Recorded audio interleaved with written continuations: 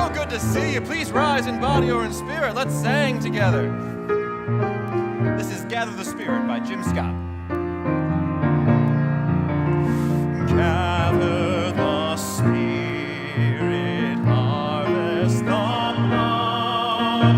Our separate fires will kindle one flame. Witness the mystery of this hour. Our trials in this light appear all the same. Gather in peace, gather in thanks, gather in sympathy now and then.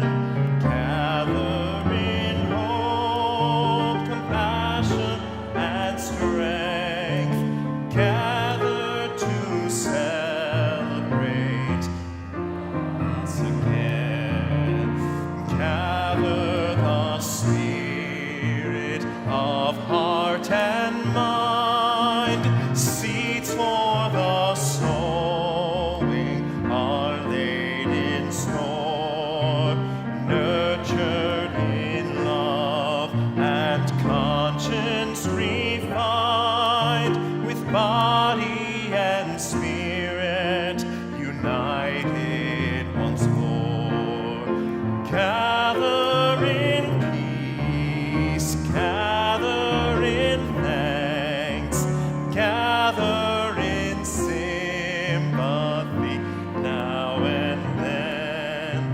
Gather in hope, compassion, and strength. Gather to celebrate once again.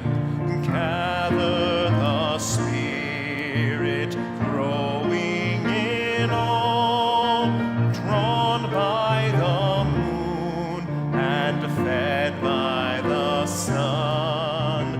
Winter to spring and summer to fall. Very soon we hope.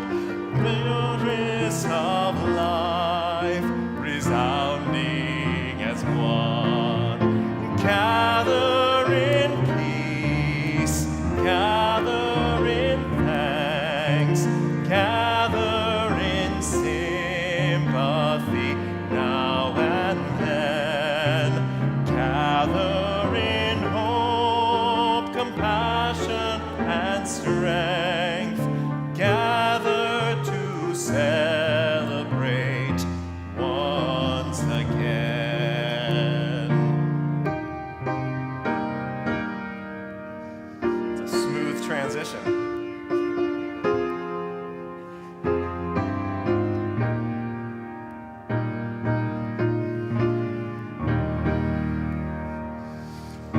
This is my song, O God of all the nations,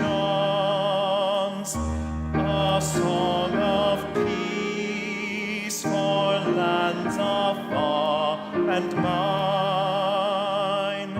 This is my home, the country where my heart is. Here are my hopes, my dreams, my holy shrine. But other hearts in other lands are beating, with hopes and dreams as true and high as mine. My country's skies are bluer than the ocean, and sunlight beams on clover leaf and pine. But other lands have sunlight too, and clover, and skies are everywhere as blue as mine.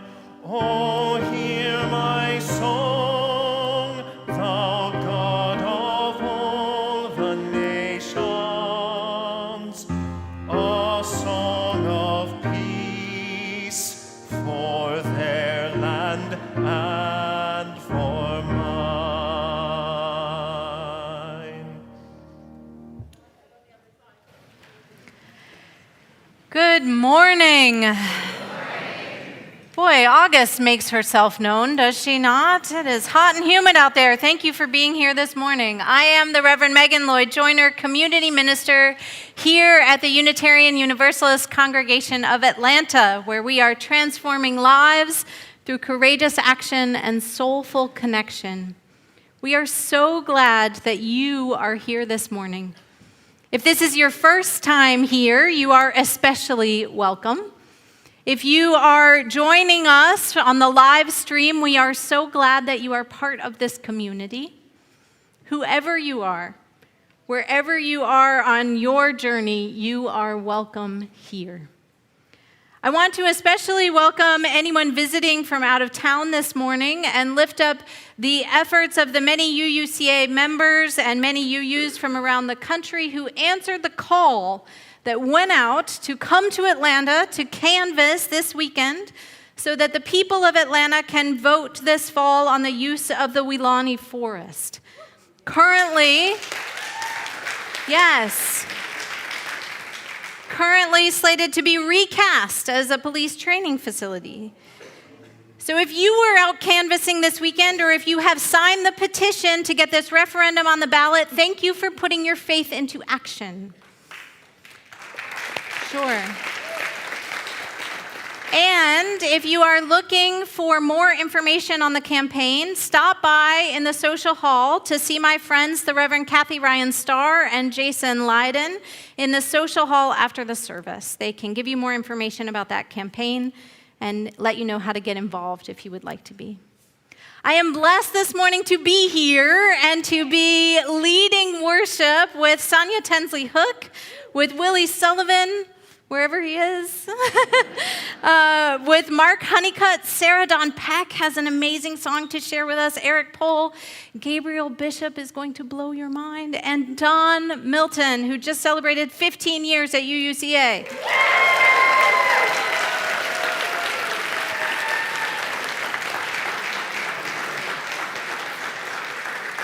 And as always, much gratitude to our intrepid AV team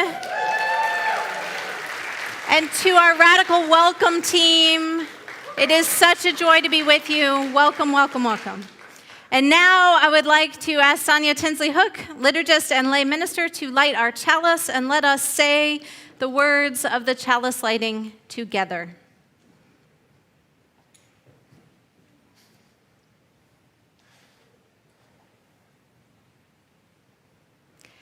May the light of this flame illuminate our tradition of seeking, invite all who yearn for acceptance, and ignite our passion for justice and peace.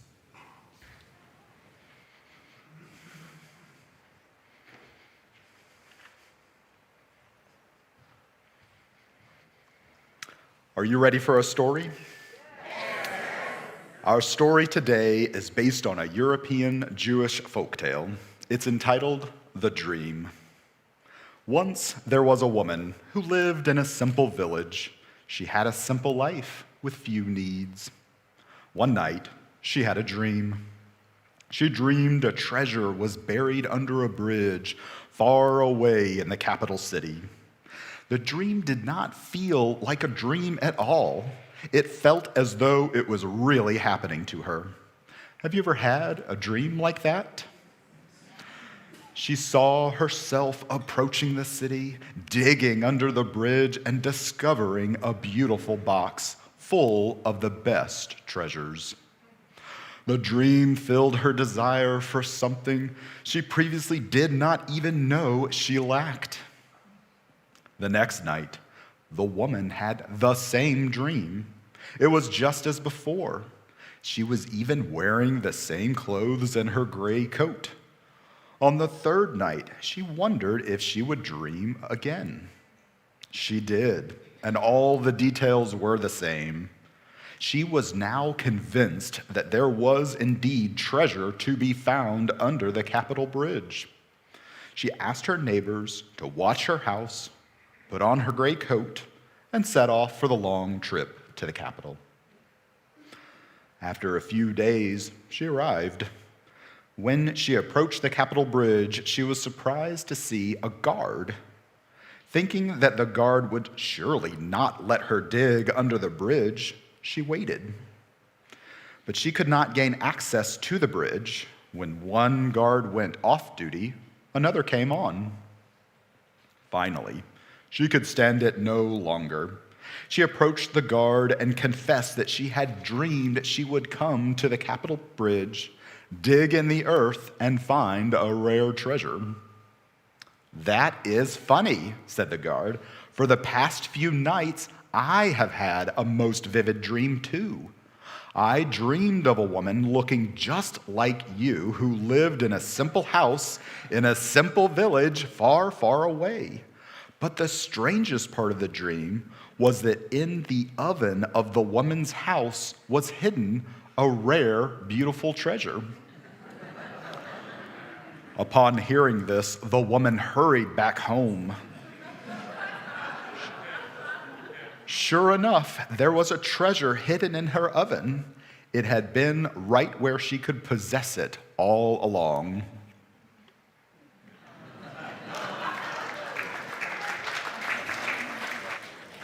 Thank you, Mark.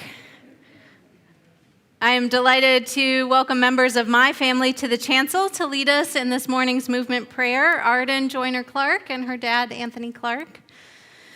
So will you please rise in body or in spirit and join us?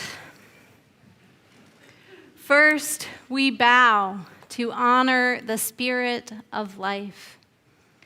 We lift our arms and embrace the gifts of spirit. We bring these gifts unto ourselves with gratitude and breathe and smile. We share these gifts with the world. We remember to be present. Honor, embrace, gratitude, share, be present.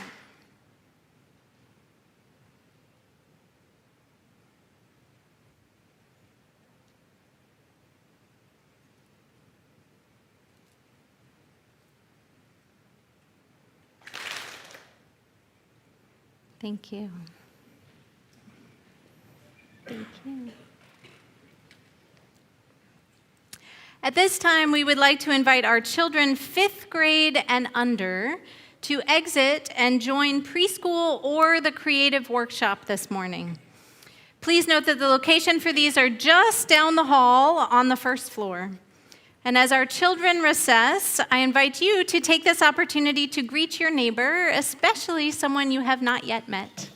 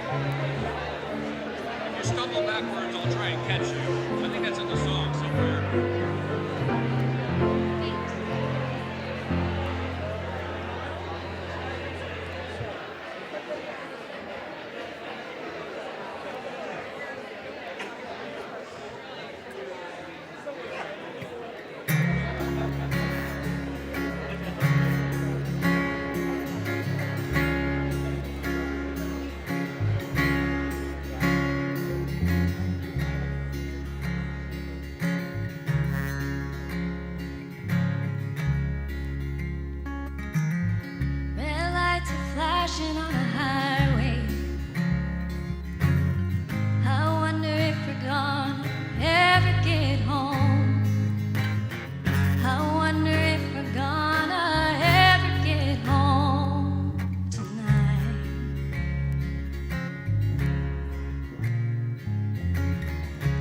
Everywhere the water is getting rough, your best intentions may not be enough. I wonder if we're gonna ever get home tonight.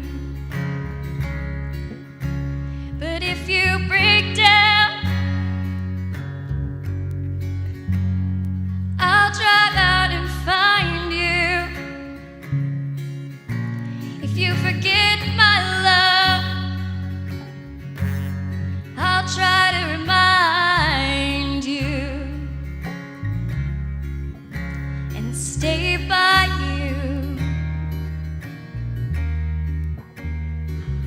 when it don't come easy. Oh,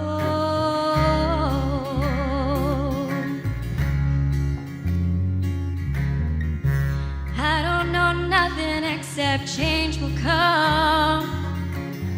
Year after year, what we do is undone. Time keeps moving from a crawl to a run. I wonder if we're ever gonna get home. You're out there walking down a highway. All of the signs, they got blown away. Sometimes you wonder if you're walking in the wrong direction. But if you break down, I'll drive out and find you. If you forget my love, I'll try to remind you and stay by you when it don't come easy. When it don't come easy. Oh.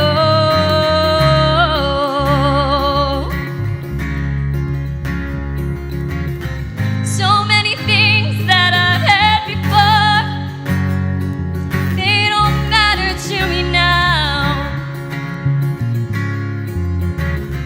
Tonight I cried for the love that I've lost and the love I never found.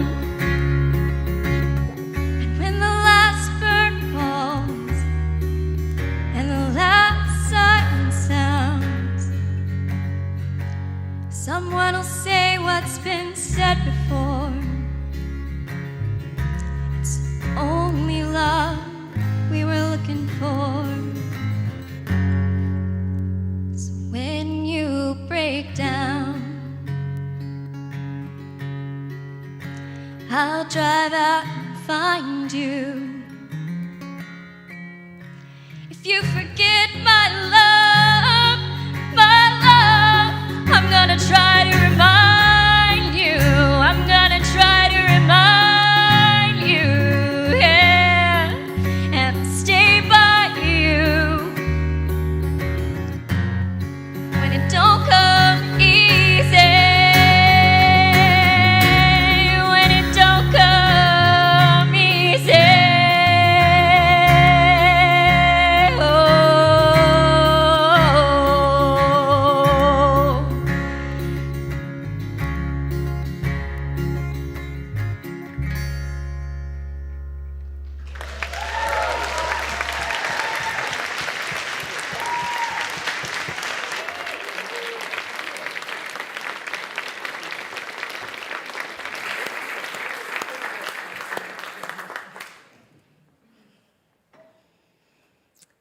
Wow. Wow.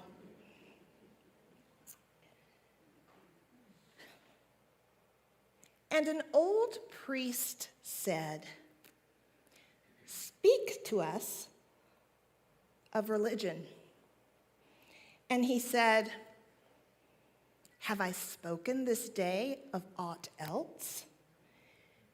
Is not religion all deeds and all reflection, and that which is neither deed nor reflection, but a wonder and a surprise ever springing in the soul? Even while the hand hew the stone or tend the loom, who can separate their faith from their actions or their belief from their occupations? Who can spread their hours before them, saying, 'This for God and this for myself, this for my soul and this other for my body?' All your hours are wings that beat through space from self to self. The one who wears their mortality, but as their best garment, were better naked. The wind and the sun will tear no holes in their skin. And the one who defines their conduct by ethics imprisons their songbird in a cage. The freest song comes not through bars and wires. And the one to whom worshiping is a window to open, but also to shut, has not yet visited the house of his soul, whose windows are from dawn to dawn. Your daily life is your temple and your religion. Whenever you enter into it, take with you your all. Take the plow and the forge and the mallet and the lute, the things you have fashioned in necessity or for delight. For in reverie you cannot rise above your achievements, nor fall lower than your failures. And take with you all others.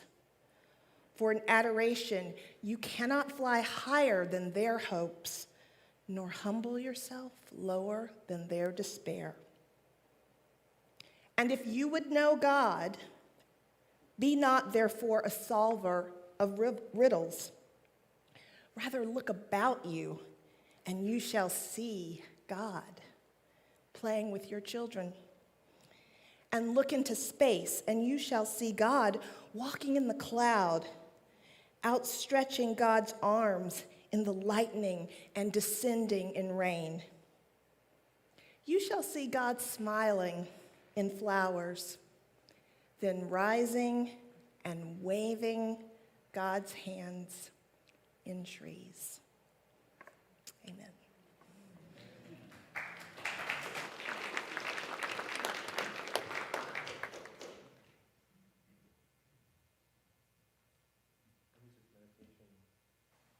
This music is a Buddhist prayer. May I be filled with loving kindness.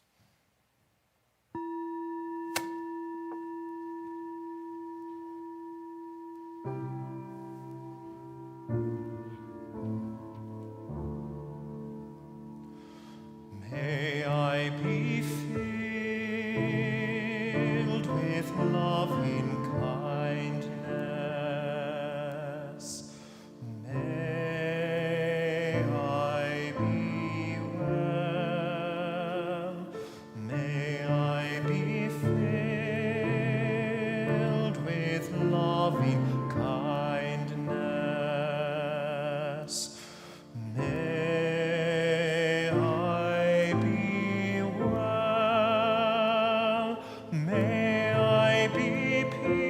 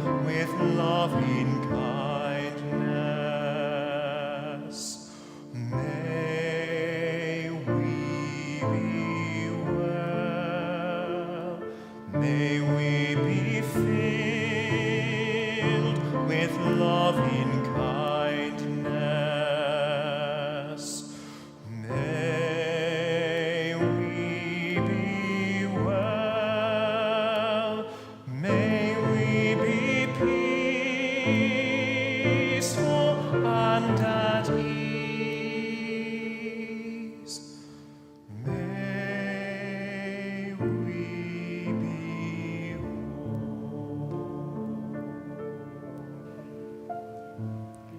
Let us put hands on hearts. Feel the heartbeat, connection to life. Breathe in peace. Say to yourself silently, I will love myself. I will love others. And that love can heal the world. At this time, we hear the joys and sorrows of this congregation. John Hinkle is still recovering from 5 fractured ribs and a punctured lung suffered in a fall while in Savannah. He has been in the hospital there, and he is now being transferred to Emory Rehab Hospital and would appreciate calls and cards. Longtime member Elizabeth Carter died at 98 on July 28th in her home at Park Springs. A celebration of life service will be held on Sunday, August 13th at Park Springs, where she lived for over 20 years. Elizabeth, Brent, Penelope, and Gwendolyn Schreibfeder welcomed a new baby on Wednesday, July 26th. Isabel Ann Schreibfeder arrived at the perfect weight and the perfect length. It's a time of lots of needs and juggling as they recuperate and adjust to this new chapter, and a meal train has been set up, and a sign up for Come Hold the Baby is available, so you can find those in the weekly update in the newsletter. Now you are invited to say the names of people you are holding in your heart this morning. Speak their names out loud into this holy space now.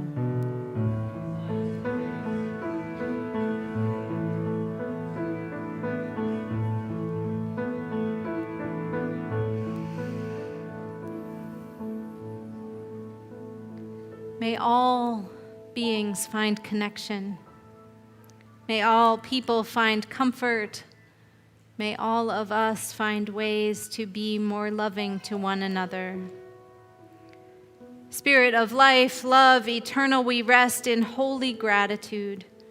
We surrender to a mystery beyond ourselves, asking forgiveness for our mistakes, those times when we have been selfish or thoughtless. As we breathe in and out, we offer grace. We forgive ourselves and each other. We begin again in love. We honor our earth, supporting and sustaining life. We breathe in, opening our hearts to wonder, and for this moment, feeling a deep connection with all beings. Now let us calm our bodies and our minds. We breathe in peace, and we exhale. We relax into this space that our intentions make sacred. We enter into silence.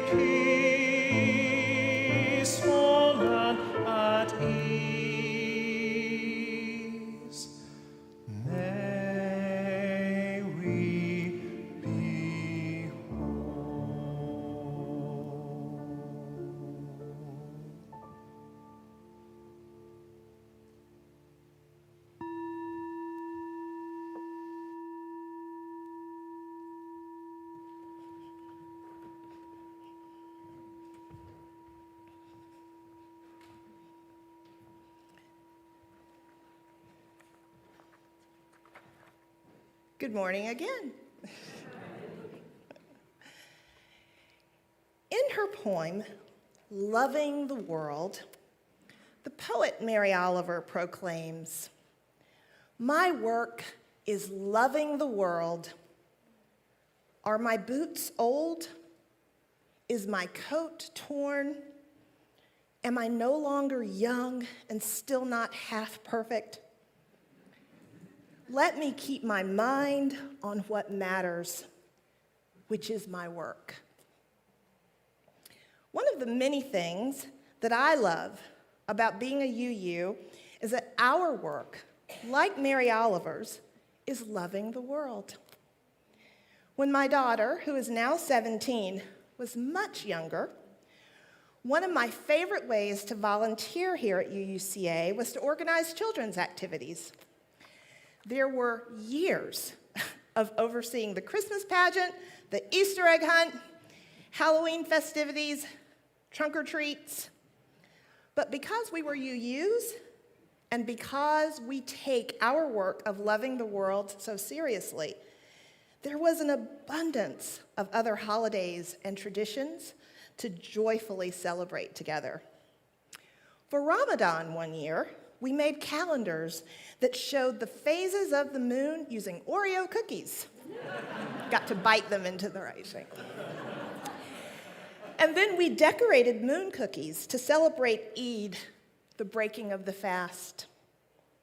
For the Hindu holiday of Diwali, we used colorful chalk and sand to make beautiful patterned drawings called rangoli all over UUCA's patios and sidewalks.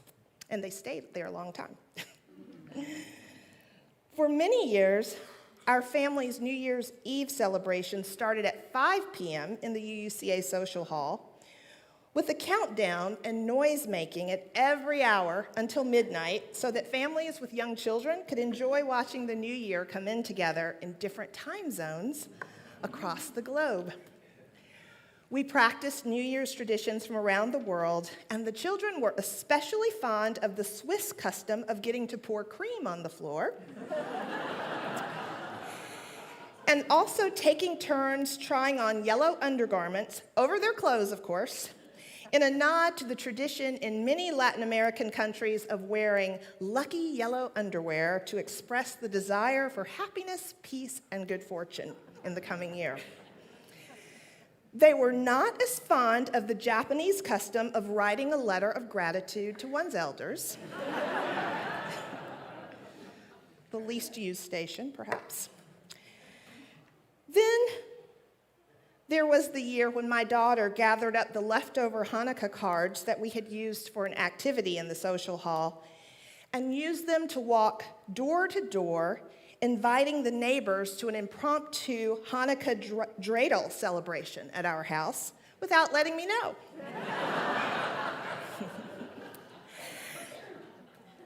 We only found out, Chief and I only found out we were having a party as different neighbors started calling to either give their regrets or to thank me for the lovely invitation and then ask if I needed them to bring anything over for the party. It was Sophia's kindergarten teacher who decided to get to the bottom of things.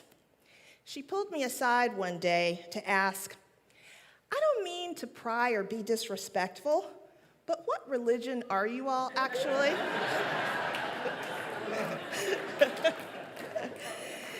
It seems like whatever new holiday we learn about, your daughter raises her hand and says, "Oh, my family celebrates that." I explained to her that we were Unitarian Universalists, and therefore our daughter was learning to love and respect many different faiths and holidays. Her teacher's response was the same response that I hear from so many people when they first hear what Unitarian Universalists teach. "Wow, that's cool. I didn't know there was a church like that."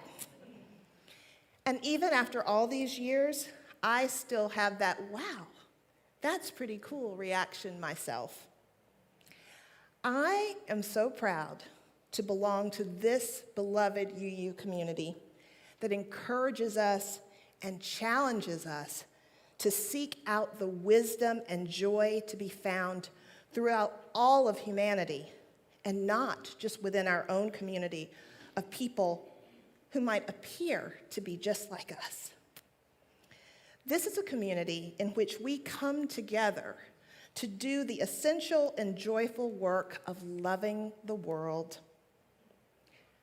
Thank you for being lovers of the world, not just on Sunday, but every day of the week. Thank you for supporting the world-loving work of this congregation every day and every week through your gifts of time, talent, and treasure. Our offering will now be given and most gratefully received. You're the best. Being here 15 years, you think, oh, I've known Sophia since she was 2. And now she's 17. She's a different human. Here's the music. I'm very excited that my friend Gabriel Bishop is here to sing this next song for us. Gabriel sings in the Atlanta Gay Men's Chorus, and there's a cabaret next weekend, and I'm going to be out of town, so I went to the rehearsal, and he sang this, and I cried. So I asked him to come sing it for us. It is a song called Beautiful City from Godspell. Godspell is written by Stephen Schwartz, but it's definitely the vernacular of the Bible, so it uses some patriarchal language. It refers to all people, so it says men for all people. So we can all grr at the patriarchy, and know that using the word men for all people is incorrect, but don't let that make you not love this incredible song. This is Beautiful City from Godspell.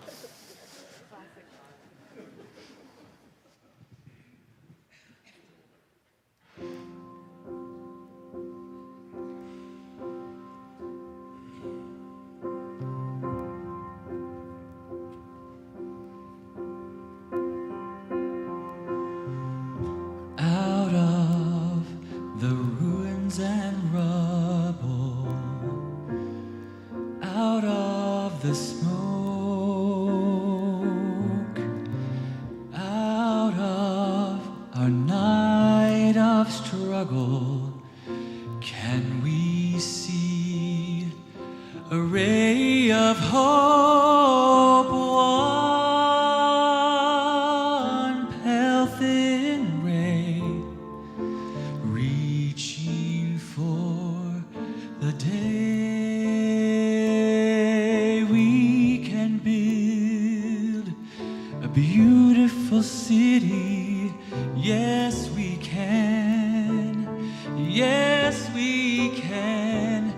We can build a beautiful city, not a city of angels, but we can build a city of man.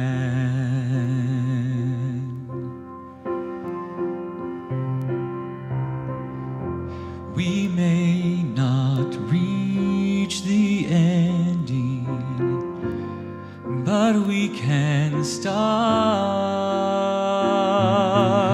slowly but truly mending, brick by brick and heart by heart. Now, maybe now, we start learning how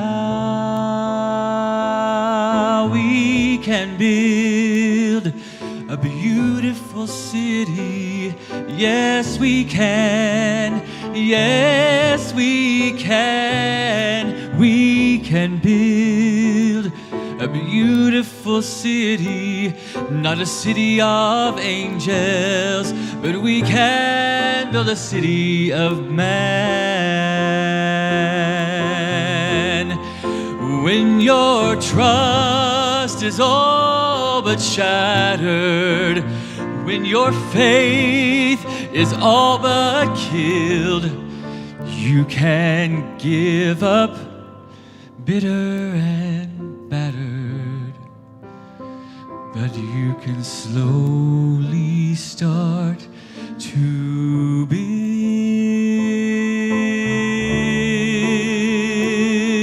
a beautiful city. Yes, we can. Yes, we can. We can build a beautiful city. not a city of angels, but finally a city of man.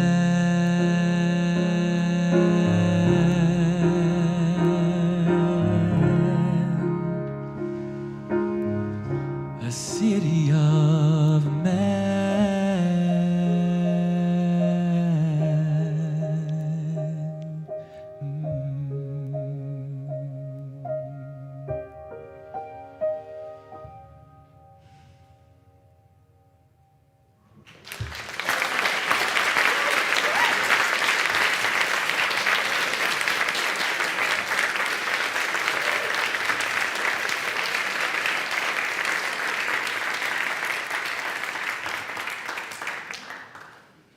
What a gift. Thank you, Gabriel. Now, please join me in the dedication of the offering.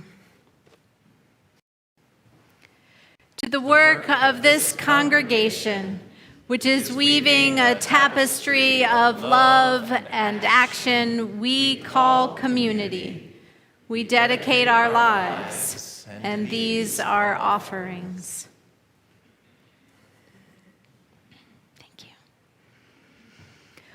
Well, hey, y'all. It is so good to be with you today. I may be a new face for those of you who are visiting for the first time this morning. And I may seem like a new face to the rest of you because it has been a minute. As many of you know, I began serving as UUCA's community minister in March of 2020. Right before the pandemic, literally the week before the pandemic hit here. In our Unitarian Universalist movement, community ministry is defined as care for the world outside of the walls of the local congregation. I cared for the world outside of the walls of this congregation for my first 3 years here in Atlanta as an oncology chaplain at Emory's Winship Cancer Institute, and then as a pediatric chaplain at Children's Healthcare of Atlanta. We talked about that work as an extension of the ministry of UUCA. And I believe that the care that each of us provides the world and the work that each of us does to build the beautiful city, whether it is through our professional or volunteer or personal labor, is an extension of the ministry of this congregation, is it not? Now, you may or you may not remember that from 2021 to 2022, I spent a year working with you directly, working closely with the pastoral care team, teaching and preaching regularly. This may have given some of you a taste of what it is like to have a second minister in a congregation this size. It feels pretty good, right? So remember that feeling when you were asked to participate in the ongoing campaign to bring on a second minister here, because a community minister and a second full-time congregational minister are not the same thing. Not even close. Because what happened next? In the fall of 2022, I pretty much disappeared. Not for lack of love, I assure you. Let me tell you what happened. Last August, I started a new position as the chaplain and chair of religious studies at Woodward Academy in College Park. I now serve as chaplain to over 2,600 students in pre-K through 12th grade, as well as 650 faculty and staff. I teach a world religions class to high school seniors, and I am responsible for interfaith awareness and education throughout the academy, as well as supporting our social, ethical, and emotional learning initiatives. At home, I am partner to Anthony, who you met this morning, and mom to my daughters, one of whom joined us earlier. The other is at home with her grandmother. Hello. Arden, who will turn 10 this fall, and Sora, who I was pregnant with when we started here, is unbelievably 3 years old and starting preschool. As a family, we are members of 3 different school communities, yes, with 3 different school calendars. And I share all of this with you to give you some context for what I want to talk about with you this morning. I want to invite us to think together about what it means to, as the poet says, make our daily life our temple and our religion, to enter into it with our all and to find the divine in unexpected places. And it's back to school week here in Atlanta. So as we enter this new school year, I want to share with you my experience of the past year teaching and learning about religion and religions with young people. How does that sound? Sound okay? Well, let's start with the very basics. It took me about a year to learn the schedule. At Woodward, we have 7 periods total, 5 each day over the course of 7 rotating days. So I eventually gave up, and I took to saying to my students, not I'll see you tomorrow, but I'll see you when I see you, so that I could save face, because I could not for the life of me hold in my head which of the 3 sections of religion class I was teaching would in fact meet the next day, or whether it would be a day 5 or a day 3 or a day 7, or sometimes which way was up. After my first day of teaching last August in my 11th year of ordained ministry, I called my mother, who has been a history professor for over 40 years. I had no idea, I told her. And then I said, teachers should be paid $1 million a year.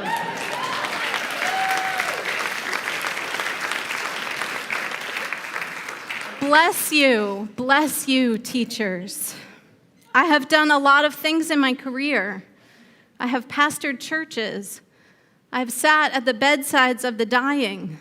I have baptized babies as they took their final breaths. I have done some hard things, and teaching is hands down one of the hardest things that I have ever done. Those of you who have been first-year teachers know the truth of this statement. Most days in my first year, I just tried to keep up. It was a good day if the students were engaged in the activity I had planned. And it was a great day if something in my lecture caught at least one person's eye and put a spark in it. But sometimes I got to go to church on Tuesday afternoons.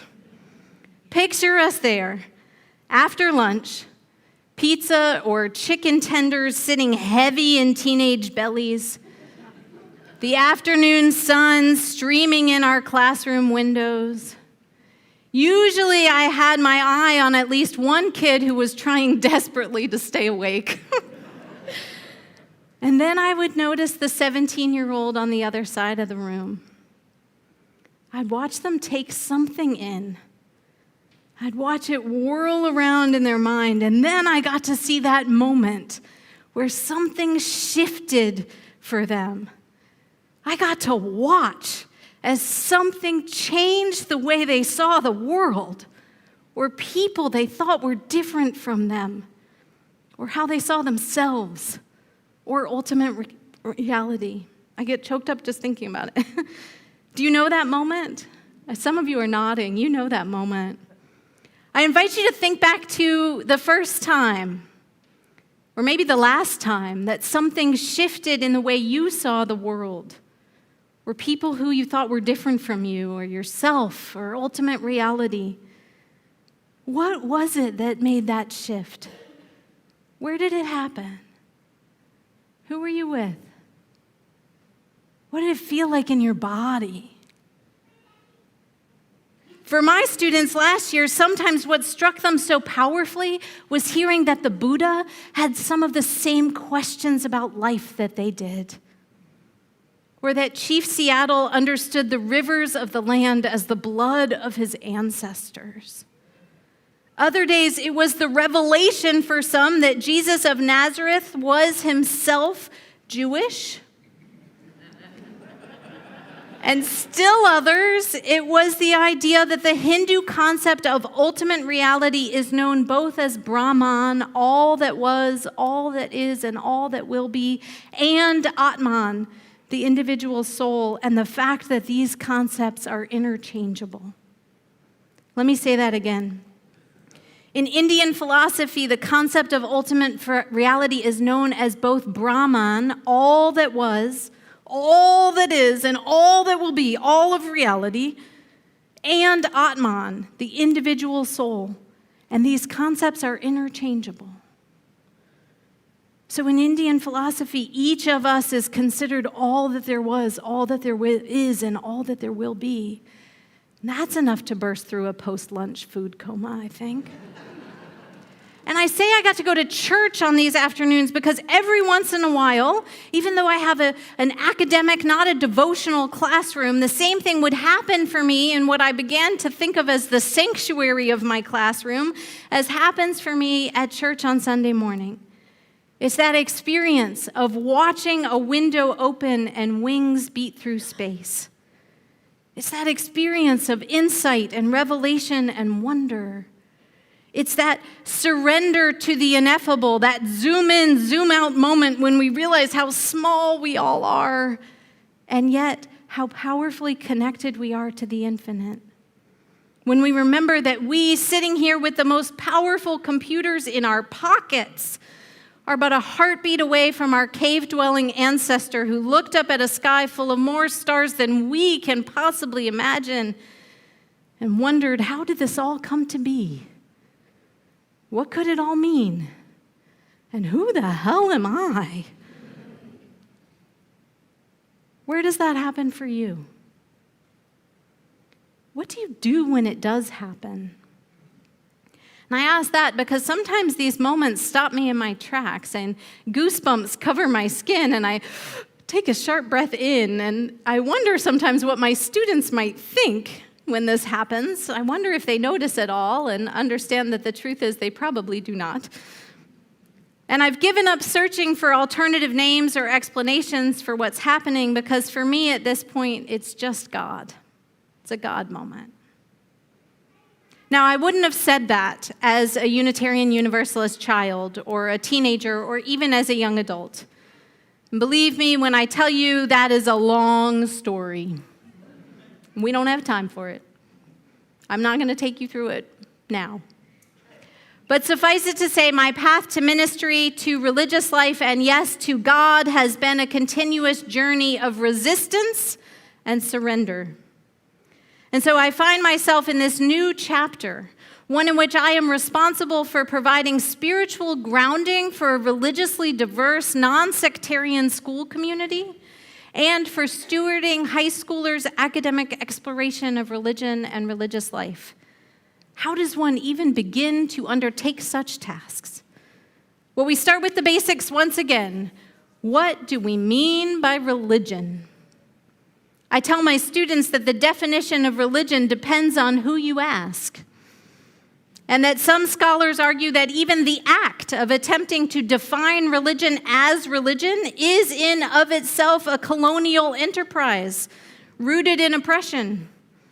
Dr. Megan Goodwin of Northeastern University, co-host of the podcast Keeping It 101, A Killjoy's Introduction to Religion, has been one of my teachers in this school of thought. And she and her co-host, Dr. Elise Morgenstein First of the University of Vermont, define religion not as belief, not as interpretation of sacred texts, not solely membership in a community or adherence to particular tenets or practices. Rather, they define religion as what people do. They say this: religion is what people do, one, because religion is about more than just belief. Religion is about what happens out in the world, how people shape their lives based on communities of accountability and responsibility and belonging and meaning-making. End quote. You all know something about that. Religion is what people do on good days. And religion is what people do on the days when we are just trying to keep up. And on the days it don't come easy.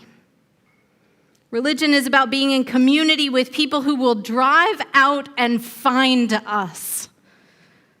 And sometimes it's about being the one who does the finding. Religion is about asking and answering the most basic of human questions. They may be basic, but they are huge.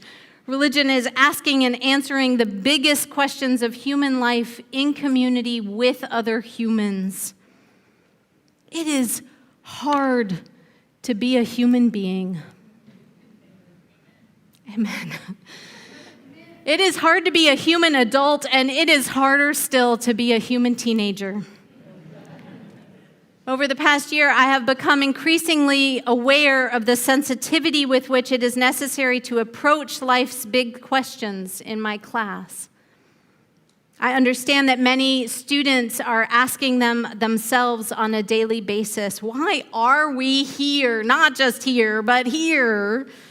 What does all this mean, and who the hell am I? Many of them have found answers in religion, be it Judaism or Christianity, Islam or Hinduism. Some of them tell me they've settled on science over religion, logic, they say, over spirituality. Some are still searching. My job is not for a moment to tear down any of the foundations that my students have begun to build for themselves during these early years of their lives. My work is to show them that there are many ways to build the foundations of a spiritual life, that the designs of the religious houses we construct might be different, but the goals are the same: a roof over our heads, strong walls to hold it up, and a foundation that provides us not only shelter, but comfort and security, hope in the midst of the inevitable winds of life. Rebecca Parker writes in her book, A House for Hope, the sheltering walls of churches and synagogues and sanghas and mosques offer us a way of living that finds joy and meaning in each other, in simple ways of being, in slowing down, and in giving time to the things that matter most. They enable us, she says, to create a good life together, a community of resistance, a covenant of joyful interdependence that will support us through the radical changes needed in our society as we embrace the calling to live peacefully and sustainably on the earth. I too believe that spiritual homes like these, whether they be the literal walls of our congregations or the metaphorical walls of our strong, resilient spiritual selves, are crucial for being a human being in this world at all times, but perhaps especially now. My foray into the classroom, into the exploration of how people do religion in myriad ways around the globe, has reminded me of this powerful truth. It has also reminded me of a truth that as Unitarian Universalists, I think we sometimes forget. We do not have to do it all alone. We can tenderly, carefully, highly respectfully glean from the distilled wisdom of the world's traditions, forge what we discover in the fire of our own experience, and see what treasures are revealed. The Hindu god Shiva is known as the destroyer, but he does not only tear down, he destroys for the sake of a new creation. Dr. Heinrich Ziemer was a German student of Indian philosophy and translator of that philosophy to the West, and he wrote this of Shiva's dance. His gesture, wild and full of grace, precipitates the cosmic illusion. His flying arms and legs are the swaying of his torso produce, indeed they are, the continuous creation, destruction of the universe. Death, exactly balancing birth. Annihilation, the end of every coming forth. Hindus call the cycle of birth and life and death and rebirth samsara. And the understanding is that we are each on this never-ending wheel of creation and destruction until we reach enlightenment. And what is required in order to do so? To understand finally, truly, deeply, and completely the truth that we are all ultimate reality. That our individual soul, the Atman, is one and the same as Brahman. To know without a doubt that we are all connected, that we are each and all that there was, all that there is, and all that there will be. There is no end to the Tuesday afternoon or Sunday morning aha moments required to reach that kind of understanding. But when our daily life becomes our temple and our religion, when we offer our all in as many moments as we can muster, when we live with wonder and surprise ever springing in the soul, whatever it is that we are doing, I believe we are on our way. And perhaps the treasure that we seek is in our own ovens, after all. Will you sing with us?